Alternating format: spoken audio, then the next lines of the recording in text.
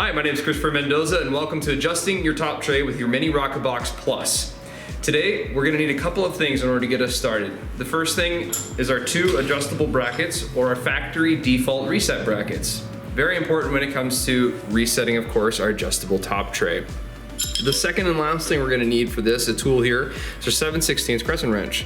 This is gonna be used to adjust our top tray screws at any point in time we need. First thing I like to do with this is take our top tray, or adjustable top tray, and place it onto the bottom tray here. Taking note as well that our bottom tray is not inside the loading box, and this creates an ease for us trying to get it back to our factory default brackets. As you may see too on our adjustable top tray, there are little black lines on our screws or bolts over here. Those are intended to be able to make it easier for adjusting the bolts themselves and to keep track of where we're at.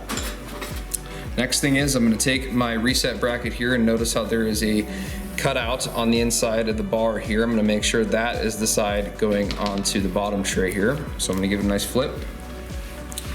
From here, I'll barely lift up the top tray and slide in the bar and drop it back down. I'm going to do the same thing with the other side as well. Again, make sure the cutout is facing on the inside of the bottom tray.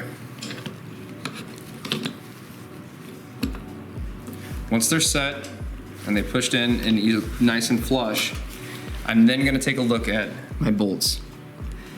If the bolt or the top tray seems to have space from the bottom tray down here, or has space from the reset bracket in the top tray, we're probably up too high. We may need to adjust it. In order to adjust the adjustable top tray bolt at any point in time, simply put your 7/16 crescent wrench around the lock nut. I like to put my finger on top of the bolt, and I like to give it a nice little twist around. Lefty loosey, righty tighty, of course. From here, in order to check my setting or where the bolts are set, I'll loosen them up and then bring them back down to the bottom tray, barely touching the bottom tray or making sure that it can't go any further. Again, I'm not pushing down on the bolt, I'm just meeting the tray.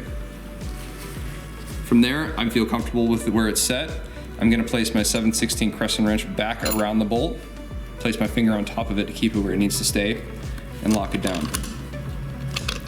It may take a few turns to get it back further down, but making sure it's nice and snug, where it doesn't move on you in your production, is key. From there, I would continue to do this with the other 3 bolts for the adjustable top tray until they're set and ready to go.